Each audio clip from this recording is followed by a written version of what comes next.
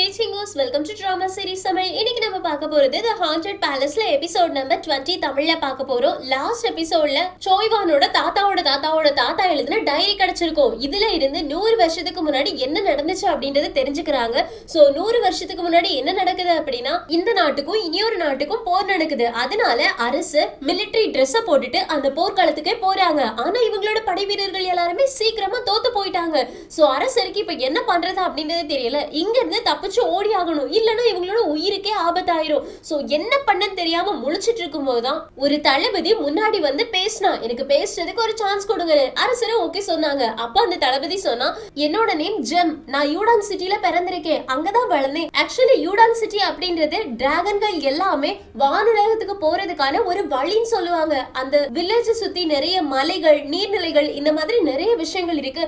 நம்ம அந்த இடத்து வழியா போனோம்னு வச்சுக்கோங்களேன், கண்டிப்பா நம்ம எஸ்கேப் ஆயிடலாம். இங்க இருந்து கொஞ்சம் தூரத்துல தான் அந்த சிட்டி இருக்கு. சோ நீங்க அலோ பண்ணீங்க அப்படின்னா நான் அதுக்கான வழியை உங்களே காட்டுறேன். நீங்க என் கூட சேர்ந்து அந்த சிட்டிக்கு வாங்க, அங்க இருக்க மக்கள் எல்லாருமே உங்களை நல்லபடியா பாத்துப்பாங்கன்னு. இதை கேட்கிற அரசரும், நீ சொல்றதெல்லாம் கரெக்டா தான் இருக்கு, சரி நான் கூட வரேன்னு. சோ ஜெம் வழிகாட்ட அரசர் எல்லாருமே சேர்ந்து அந்த வழியா போயிட்டு இருக்காங்க. அப்போ ஒரு காவலாளி ஓடி வந்துட்டு, அரசரே ஒரு தப்பு நடந்துருச்சு, நம்ம இந்த வழியா தான் போறோம் அப்படின்றத எதிரிகள் கண்டுபிடிச்சிட்டாங்க, அதனால அவங்க மறுபடியும் நம்மள அட்டாக் பண்றதுக்காக துரத்திட்டு வராங்கன்னு. அரசருக்கு என்ன பண்றதுனே தெரியல. அப்போ சோய்வானோட தாத்தாவோட தாத்தா இருக்காங்கல்ல, அவங்க அரசரை பார்த்து, அரசரே நம்ம இப்ப ஏதாவது ஒண்ணு பண்ணி ஆகணும், நம்ம இப்ப யூடான் சிட்டிக்கு போக முடியாதுன்னு. இது எல்லாத்தையுமே ஜெம் கேட்டுட்டு அமைதியா தான் இருந்துட்டு இருக்காங்க. அப்ப அரசர் சொல்றாங்க, இல்ல நான் உயிரோடு இருக்கணும் அப்படின்னா ஏதாவது ஒண்ணு பண்ணி ஆகணும். ஒண்ணு பண்ணுங்க, நம்ம நாட்டு கொடி இருக்குல்ல, அதை யூடான் சிட்டில போயிட்டு நாட்டி வச்சிருங்க. அப்போ எதிரிகள் அங்க வந்து பாக்கும்போது நான் அங்க இருக்கேனோ அப்படின்னு தப்பா நினைச்சு அவங்க அந்த வில்லேஜ அட்டாக் பண்ணுவாங்க. சோ அந்த டைமை யூஸ் பண்ணி நான் இங்க இருந்து எஸ்கேப் ஆயிடுறேன்னு. இதை கேட்டோன்னே ஜெம்முக்கு ஷாக்கிங்கா இருக்கு. அரசரே நீங்க என்ன சொல்லிட்டு இருக்கீங்க, உங்களோட ஐடியாலாம் ஓகே தான், நீங்க அங்க இருக்கதா நினைச்சிட்டு எதிரிகள் அங்க போய் அட்டாக் பண்ணா ஓகே தான், ஆனா என்னோட ஃபேமிலி, சொந்தக்காரங்க எல்லாருமே அங்கதான் இருக்காங்க. சோ நீங்க எனக்கு கொஞ்சம் டைம் கொடுத்தீங்கன்னு வச்சுக்கோங்களேன், நான் சீக்கிரமா அந்த வில்லேஜ்க்கு போயிட்டு அங்க இருக்கக்கூடிய மக்கள் எல்லாரையுமே வெளியில ஏத்திடுறேன். அதுக்கப்புறமா நம்ம அங்க நம்ம நாட்டு கொடியை நாட்டலாம் அப்படின்றாங்களா. அதுக்கு அரசரும், உனக்கு என்ன அறிவு அழுகி போச்சாடா, அங்க எந்த மக்களுமே இல்லாம என்னோட கொடி மட்டும் நாட்டி இருந்தேன்னு வச்சுக்கோங்க, வரவனுங்க அடுத்த செகண்டே கண்டுபிடிச்சிருவாங்க இது நம்மளோட பிளான் தான் அப்படின்னு. அதனால அதுக்கு ஆப்போசிட் சைடான நான் இப்ப போகலாம் அப்படின்னு பிளான் பண்ணிருக்கேன்ல, அந்த சைடு வந்து சர்ச் பண்ணுவாங்க. அதுக்கப்புறமா என் உயிர் போயிடும், எனக்கு என்னோட உயிர் முக்கியம், அதனால ஒழுங்கு மரியாதையா அமைதியா இருன்றாங்க. அதுக்கு ஜெம்மு, இல்ல அரசரே என்னால இது முடியாது, அங்க என்னோட மக்கள் இருக்காங்க, என்னோட ஃபேமிலி இருக்காங்க, அவங்க யாரையுமே என்னால அப்படியே விட்டுற முடியாது, என்னால அவங்க சாகிறத பார்க்க முடியாதுன்னு சொல்லிட்டு இருக்கும்போது சோய்வானோட தாத்தாவோட தாத்தா ஒரு சோல்ஜருக்கு சிக்னல் கொடுக்கறாங்க. அந்த காவலாளி வந்து ஜெம்மோட மண்டையிலே ஒரு போடு போடுறாங்க. இது எல்லாத்தையுமே சோய்வானோட தாத்தா பார்த்துட்டு தான் இருக்காங்க. அதுக்கப்புறமா அரசர், இவனை கட்டி போடுங்க, இங்கேயே வச்சிருங்க, இவனை எஸ்கேப் ஆக விட்டீங்க அப்படின்னா நம்மளோட பிளான் எல்லாம் சொதப்பிடும், சோ நான் சொன்ன மாதிரி செய்யுங்க அப்படின்னு சொன்னதுக்கு அப்புறமா இவங்க நாட்டு கொடியை கொண்டு போயிட்டு யூடாங் சிட்டில நட்டு வச்சிருப்பாங்க. அதை பார்த்த எதிரிகள் அங்க அட்டாக் பண்ண ஆரம்பிச்சிருப்பாங்க. இப்படிதான் ஜெம் அப்படின்ற ஒரு தளபதி தான் இப்ப 8 அடி பூதமா மாறி நிக்கிறாங்க அப்படின்ற விஷயம் இவங்களுக்கு புரிஞ்சிருச்சு. இப்ப அரசர் சோய்வான் கிட்ட இந்த புக்ல எழுதியிருக்கிறது எல்லாமே உண்மைதானான்னு கேக்குறாங்க. சோய்வானும், ஆமா என்னோட தாத்தாவோட தாத்தா தான் இதை எழுதி வச்சிருக்காங்கன்னு சொன்ன உடனே அரசரும், நான் இந்த மாதிரி யோசிச்சு கூட பார்க்கல, என்னோட தாத்தாவோட தாத்தா தப்பிச்சு போறதுக்காக யூடான் சிட்டி மக்களையே பலி கொடுத்திருக்காங்க, இது வரைக்கும் இந்த மாதிரி ஒரு சிச்சுவேஷன் நடந்திருக்கும் அப்படின்னு நான் யோசிச்சு கூட பார்த்ததே கிடையாது. ஜெம் அப்படின்ற தளபதி அவனோட ஊர் மக்கள் எல்லாருமே இறந்து போறத பார்க்க முடியாம தான் அரசர்கிட்ட கெஞ்சி இருக்கான். ஆனா அந்த அரசர் இறக்கமே இல்லாம ஜெம்ம கொலை பண்ணிருக்காங்க. அந்த கோபத்துலதான் அவன் 8 அடி பூதமா மாறி இருக்கான் அப்படின்ற விஷயம் இப்பதான் எனக்கு புரியுது. இப்பதான் எனக்கு அவன் எதுக்காக ராயல் ஃபேமிலியில இருக்கக்கூடிய எல்லாரையும் கொலை பண்றான் அப்படின்ற விஷயமும் புரிஞ்சுது. இது எல்லாமே எங்க ஃபேமிலி தப்புதான் அப்படின்னு. அதுக்கு சோய்வான் சொல்றாங்க, என்னோட தாத்தாவோட தாத்தா இந்த புக்கை எழுதுனதுனால, அரச குடும்பத்தை பத்தி தப்பா எழுதுனதுனால எங்களோட ஃபேமிலிக்கு கண்டிப்பா தண்டனை கிடைக்கும் அப்படின்றது எனக்கு தெரியும். என்னோட தாத்தாவோட தாத்தாவோ உயிரோடு இல்ல, அதனால அந்த தண்டனையை நான் அக்செப்ட் பண்ண ரெடி ஆயிருக்கேன்னு. அதுக்கு அரசரும், உனக்கு கண்டிப்பா பனிஷ்மெண்ட் கிடைக்கும், ஆனா இப்ப கிடையாது, நம்ம அரசவைக்கு போனதுக்கு அப்புறமா உனக்கு என்ன பனிஷ்மெண்ட் தரலாம் அப்படின்றத நான் முடிவு பண்றேன்னு. சோய்வானு அவங்க வந்து கிளம்பி போயிடுறாங்க. இப்ப ஹீரோ, ஹீரோயின், பெரிய யுனக், அரசர் 4 பேர் மட்டும் தான் இருக்காங்களா. அப்ப ஹீரோயினுக்கு நெஞ்சு வலி வந்த மாதிரி இருக்கு, ஏன் என்னாச்சு அப்படின்னு கேக்குறாங்களா. ஹீரோயின் சொல்றாங்க, திடீர்னு என்னோட மனசுக்குள்ளாடி ஏதோ ரொம்ப பாரமா இருந்த மாதிரி இருக்கு. அந்த 8 அடி பூதம் இருக்குல்ல, அது என்கிட்ட பேச ட்ரை பண்ணுதா என்னன்னு தெரியல. அது ஒரே நேரத்துல அதோட அத்தனை சேட்னஸையுமே என்கிட்ட திணிச்ச மாதிரி இருக்குன்னு. இதை கேட்டோடனே அரசரும், எனக்கே இந்த புக்கை ரீட் பண்ணும்போது அந்த மாதிரி தான் இருக்கு. இந்த மாதிரி ஒரு கேவலமான வரலாறுல இருந்து தான் என்னோட ஃபேமிலி இருக்கு அப்படின்றத என்னால நினைச்சு கூட பார்க்க முடியல. எத்தனை பேரோட உயிர் நாசமா போயிருக்கு அப்படின்னு ஃபீல் பண்றாங்களா? அதுக்கு ஹீரோ சொல்றாங்க, எனக்கு என்னமோ இது மட்டும் ரீசன் ஆயிருக்கும் தோணல. அந்த 8 அடி பூதத்தை நம்ம பார்த்தோம்ல, அது நெருப்பால உருவாக்கப்பட்டது. ஆனா இவங்க இந்த புக்ல எழுதியிருக்க கதையில நெருப்பு அப்படின்றது ஒண்ணு வரவே இல்லையே. சோ அவனை கட்டி போட்டதுக்கு அப்புறமா வேற நிறைய விஷயங்கள் நடந்திருக்கு. அதை நம்ம கண்டுபிடிக்கணும். அதை கண்டுபிடிச்சா மட்டும்தான் நம்மளால ஜெம் எதுக்காக இவ்வளவு ஆக்ரோஷமா இருக்கா அப்படின்றத கண்டுபிடிக்க முடியும்னு. அதுக்கு அரசரும், ஆமா நீ சொல்றதுலயே ஒரு லாஜிக் இருக்கு, நம்ம மீதி கதையை கண்டுபிடிக்கணும் அப்படின்னு முடிவு பண்றாங்க. இப்ப ஹீரோவும் ஹீரோயினும் வெளியில நடந்து போயிட்டு இருக்காங்களா? அப்ப ஹீரோயின் கேக்குறாங்க, மனுஷங்க எல்லாருமே இந்த அளவு கொடூரமா தான் இருந்திருக்காங்களான்னு. அதுக்கு ஹீரோவும், இதை விட பயங்கரமா இருந்திருக்காங்க. நான் நிறைய வருஷங்கள் நிறைய அரசர்களை பார்த்திருக்கேன். எல்லாருமே இந்த நேரத்துல மட்டும் இல்ல, போர் நடக்கும் போது இதை விட மோசமா நடந்துப்பாங்க. அடுத்த ஆளை தனக்காக பலி கொடுக்கறதுக்கு தயங்கவே மாட்டானுங்கன்னு. இதை கேட்டோடனே ஹீரோயினும், அப்படின்னா மனுஷங்க எல்லாரையுமே இதனாலதான் நீ வெறுக்கிறியா? மனுஷங்க யாரையுமே இதனாலதான் உனக்கு பிடிக்கலையான்னு கேட்க நம்ம ஹீரோ பதில் சொல்ல வராங்க. அந்த நேரத்துல ஹீரோயினோட கண்ணுக்கு கேப்போட ஆவி தெரியுதா? கேப் அப்படின்னு சொல்லிட்டு கேப்பை ஃபாலோ பண்ண ஆரம்பிக்கிறாங்க. பின்னாடி நம்ம ஹீரோ ஓடி போறாங்க. கேப்பை ஹீரோயின் பாக்குறாங்க. கேப் நின்னு திரும்பி பாக்குறாங்க. ஹீரோயினும், கேப் நீங்க எப்படி எஸ்கேப் பண்ணீங்க அப்படின்னு கேக்குறதுக்குள்ளாடி பின்னாடி ஹீரோ வராங்களா? சோ ஹீரோயின் திரும்பி பாக்குறாங்க. அதுக்குள்ளாடி கேப்பை காணல. ஹீரோவும், நீ எதுக்காக ஓடி வந்தேன்னு. ஹீரோயினும், கேப்போட ஆவியை நான் பார்த்தேன்னு. ஹீரோவும், சான்ஸே கிடையாது, 8 அடி பூதத்துக்கிட்ட இப்ப பிபியோட முத்து இருக்கு. இதனால 8 அடி பூதம் ரொம்பவே பலசாலியா இருக்கும். சாதாரணமாலாம் அது உழுங்குற ஒரு ஆவிய வெளியில விடாது. ஒருவேளை அதுவா ஆசைப்பட்டு விட்டுச்சுன்னா விடும் அப்படின்றாங்க. ஹீரோ ஹீரோயின் 2 பேருக்குமே ஷாக் ஆகுது. ஒருவேளை 8 அடி பூதம் கேப்போட ஆவிய வேணும்னே வெளியில விட்டுருக்குமோ அப்படின்னு. அப்படி எங்க கட் பண்ணா இளவரசரை காமிக்கிறாங்க. இளவரசர் நல்லா தூங்கிட்டு இருக்காங்க. அவங்கள சுத்தி நிறைய விஷயங்களை செஞ்சு வச்சிருக்காங்க. இளவரசர் பக்கத்துல 8 அடி பூதம் நெருங்க கூடாது அப்படின்றதுக்காக. அதையும் மீறி நடு ராத்திரி 8 அடி பூதம் இளவரசர் பக்கத்துல வருதா? அப்போ மணியெல்லாம் அடிக்கக்கூடிய சத்தம் கேக்குது. எல்லாருமே இளவரசரோட ரூம்க்கு வந்துட்டாங்க. இளவரசர் பயந்துட்டு, அந்த 8 அடி பூதம் என்ன அட்டாக் பண்ண வருது, 8 அடி பூதம் அட்டாக் பண்ண வருது அப்படின்னு பயந்து நடுங்கிட்டு இருக்காங்களா? அந்த நேரத்துல 8 அடி பூதம் நிஜமாவே இளவரசரை தொடுறதுக்காக வருது. மாங்குமே அங்க வந்துட்டாங்க. ஆனா என்ன, இளவரசர் கையில தான் இப்போ வாண்டரிங் ஸ்டோன் இருக்குல்ல, அதனால 8 அடி பூதத்தால இளவரசரை தொட முடியல. அதோட கை பொசுங்கி போயிடுச்சு. அது அங்க இருந்து போறதுக்கு அப்புறமா டக்குனு மாங் போயிட்டு இளவரசரை அணைச்சுக்கிட்டு, இளவரசரை ஒண்ணும் இல்ல, அது போயிடுச்சு, உங்க கையில இருந்த வாண்டரிங் ஸ்டோன் இருக்கு, இதை எப்பவுமே வச்சுக்கோங்க, இது உங்க பக்கத்துல பலமா இருக்கும் அப்படின்னு. அதுக்கப்புறமா தான் எல்லாருக்குமே நிம்மதியாகுது. ஏன்னா இளவரசரை இந்த தடவை 8 அடி பூதம் எதுவுமே பண்ண முடியாம போயிடுச்சு. இங்க கட் பண்ண அடுத்த நாள் காலையில நம்ம ஹீரோயின் கேப்புக்காக பிரேயர் பண்ண ஆரம்பிக்கிறாங்க. கேப் தயவு செஞ்சு என்ன பாக்கவா பாக்கவா அப்படின்ற மாதிரி கூப்பிடுறாங்க. ஹீரோ வேற அந்த 8 அடி பூதம் தானா வெளியில கேப்போட ஆவிய கக்காம கேப்போட ஆவி வெளியில வர முடியாதுன்னு சொன்னதை யோசிச்சு பாக்குறாங்க. கேப்போட ஆவி வெளியில இல்லாம வேற எங்க இருக்கு? நான் கன்ஃபார்மா கேப்போட ஆவிய பார்த்தேன். 8 அடி பூதத்துக்கிட்ட இருந்து அவங்க எஸ்கேப் ஆயிட்டாங்க. ஆனா எப்படி நான் மட்டும் கேப்போட ஆவிய கண்டுபிடிச்சிட்டேன் அப்படின்னா அவங்க கிட்ட எதுக்காக என்கிட்ட போய் சொல்லி அரண்மனை கூட்டிட்டு வந்தீங்க அப்படின்னு கேட்டு தெரிஞ்சுப்பேன். அதுக்கப்புறமா அவங்களோட உடம்ப அவங்கள கிளைம் பண்றதுக்கு நான் ஹெல்ப் பண்ணுவேன். அதுக்கப்புறமா அப்படின்னு யோசிச்சுட்டு இருக்கும் போதே அங்க காங்சோரி வந்து நிக்கிறாங்க. அப்பதான் ஹீரோயினுக்கு ஒரு விஷயம் ஸ்ட்ரைக் ஆகுது. கேப்போட உடம்புக்குள்ள கேப் வந்துட்டாங்க அப்படின்னா ஹீரோ எங்க போவாங்க அப்படின்னு. சோ யோசிச்சுட்டே ஹீரோ பாத்துட்டு இருக்காங்களா? அப்ப ஹீரோ ஓடி வந்து ஹீரோயின் கிட்ட, நீ என்ன பண்ணிட்டு இருக்கன்னு. நம்ம ஹீரோயினும், கேப்போட ஆவியை இங்க வர வைக்கிறதுக்காக நான் ட்ரை பண்ணிட்டு இருக்கேன்னு. ஹீரோவும், அது அப்புறமா பாத்துக்கோ, என் கூட வா, மீரா நமக்காக சாப்பாடு அரேஞ்ச் பண்ணிருக்கலாம், சாப்பிடலாம் வா அப்படின்னு இழுத்துட்டு போயிடுறாங்க. ஆக்சுவலி நம்ம கேப் இருப்பாங்கல்ல, அந்த நேரத்துல ஹீரோயினை பாக்குறதுக்காக வந்திருப்பாங்க. சோ இது எல்லாத்தையுமே அவங்க ஒளிஞ்சிருந்து கேட்டுட்டு தான் இருக்காங்க. அவங்களுக்கு ரொம்பவே கஷ்டமா இருக்கு. ஹீரோயின் ஹீரோ கூட க்ளோஸா இருக்கதை பார்த்து இங்க கட் பண்ணா மீராவை பாக்குறதுக்காக ஹீரோ ஹீரோயினும் போயாச்சா. மீரா நல்லா சாப்பிடுறதுக்காக கொடுத்திருக்காங்க. ஹீரோ கிட்ட, நீ மறுபடியும் என்னோட உயிரை காப்பாத்திட்ட, தேங்க்யூன்னு. அதுக்கு ஹீரோவும், நான் ஒன்னும் உன்னோட உயிரை காப்பாத்தல, ஹீரோயின் தான் உயிரை பணைய வச்சு உன் உயிரை காப்பாத்திருக்கான்னு. மீராவும், தெரியும் தெரியும், அசிஸ்டன்ட் என்கிட்ட சொல்லதான் செஞ்சா. ஹீரோயின், உனக்கு நான் தேங்க்ஸ் சொல்ல கடமைப்பட்டிருக்கேன் அப்படின்னு. ஹீரோயினும், ரொம்ப நல்லது, அது முழு மனசா சொல்லியிருந்தா இன்னும் நல்லா இருந்திருக்கும்னு சொல்லிட்டு இருக்காங்க. அப்போ மீராவும், ஆமா எதுக்காக அந்த ஆவிய உடம்புல போந்துச்சுன்னு கேட்க ஹீரோவும், எது எதுக்காகவா, அது உன் அப்பா அப்படின்னு ஆரம்பிக்கிறாங்களா. ஹீரோயினும் அது எனக்கும் ஹீரோக்கும் தெரியாது அப்படின்னு ஹீரோவை சொல்ல விடாம தடுத்துடுறாங்க. சோ ஹீரோவுக்கு கோவமா வந்துட்டு இருக்கு. அப்போ மீராவுக்கு ஒரு டவுட் வருது, நீங்க ரெண்டு பேரும் நிஜமாவே அண்ணன் தங்கச்சி மாதிரியா நடந்துட்டு இருக்கீங்க, நீங்க ரெண்டு பேரும் அதை விட மேலா நடந்துட்டு இருக்க மாதிரி இருக்கு, எனக்கு என்னமோ நீங்க ரெண்டு பேரும் எப்பவுமே ஒன்னா இருக்கிறத பார்க்கும்போது டவுட்டா இருக்குன்றாங்க.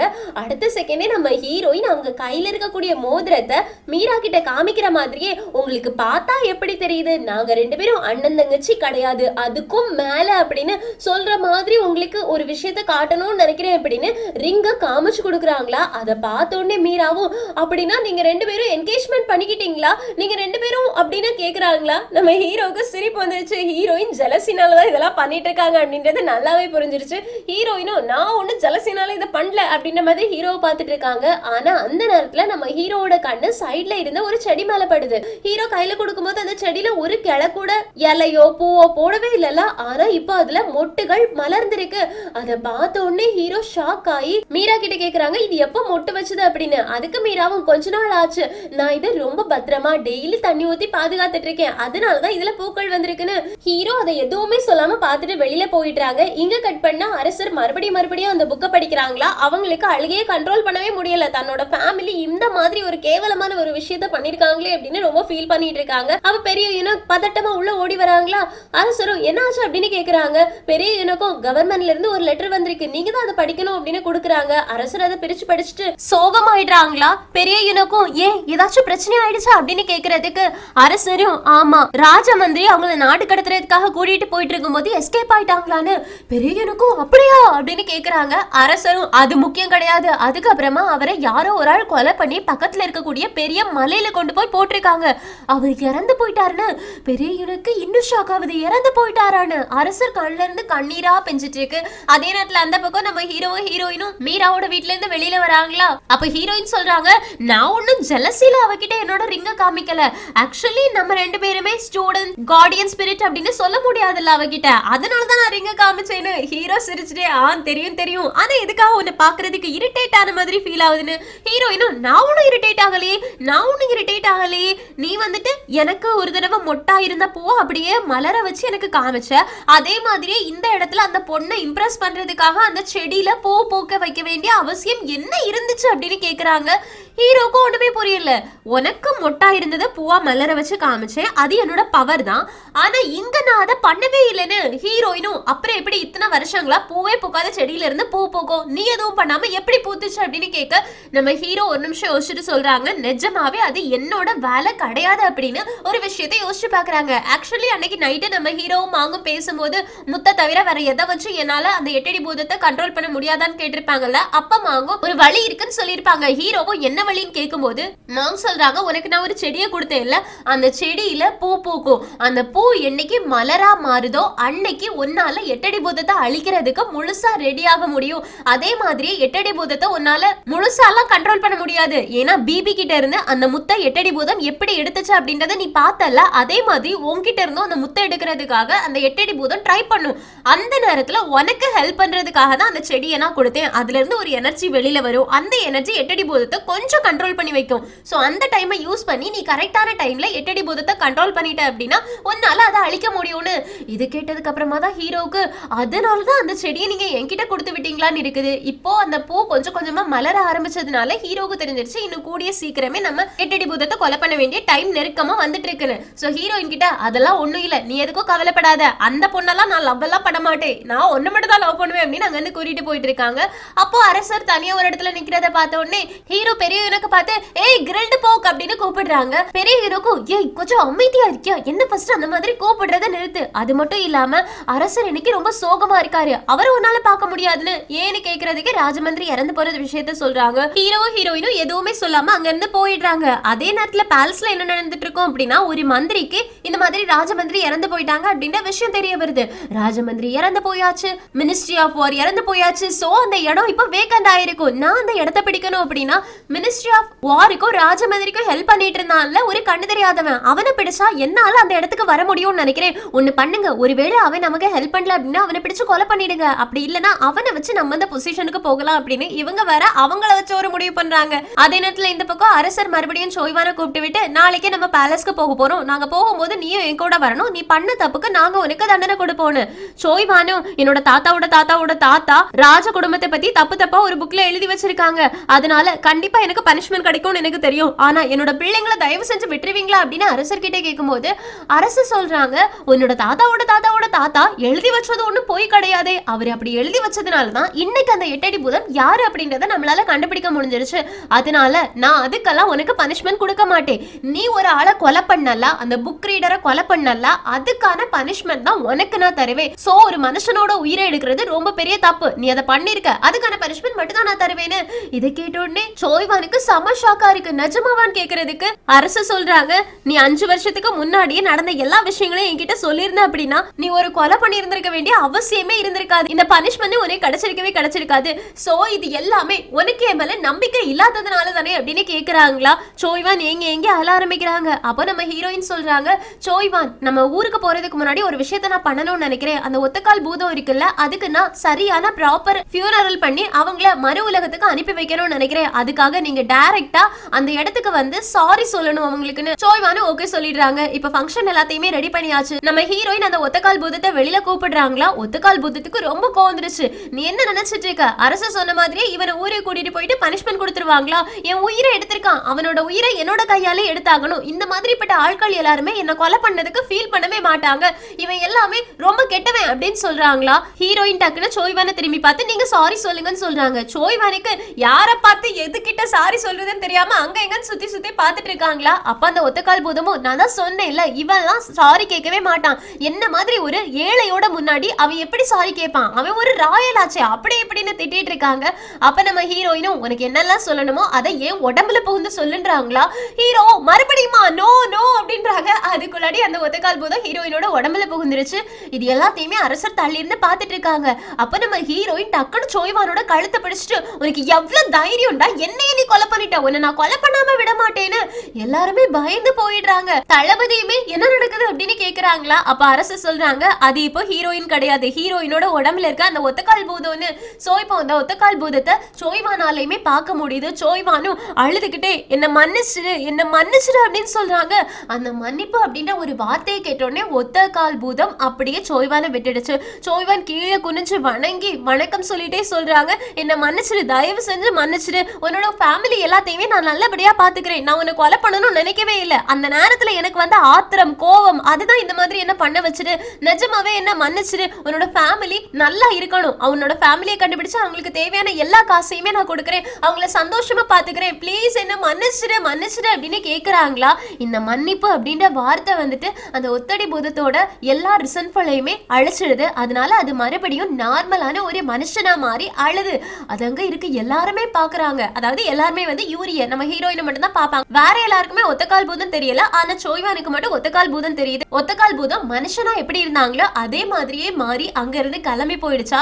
சோய்வான் ஏங்க அழுறாங்க. கடைசியா இந்த ஒத்தக்கால் பூதத்தையும் அனுப்பி வச்சாச்சு சொர்க்கத்துக்கு. அரசர் கண்ணு முன்னாடிதான் இது எல்லாமே நடந்துட்டு இருக்கு. அதே நேரத்துல அந்த பக்கம் பேலஸ்ல கண்ணு தெரியாதவன் இருக்கான்ல, அவன் வேணுனே மந்திரி முன்னாடி வந்து நிக்கிறான். அப்ப மந்திரியும் தளபதியும் அவனை துரத்தி பிடிக்கிறாங்க. அப்ப அவன் மந்திரி முன்னாடி முழங்கால் போட்டு நின்னு சொல்றான், மந்திரி உங்களுக்கு அடுத்த ராஜ மந்திரியா மாறணும் அப்படின்னு ஆசை இல்லையா, என்னால உங்களை அந்த மாதிரி மாத்த முடியும்னு.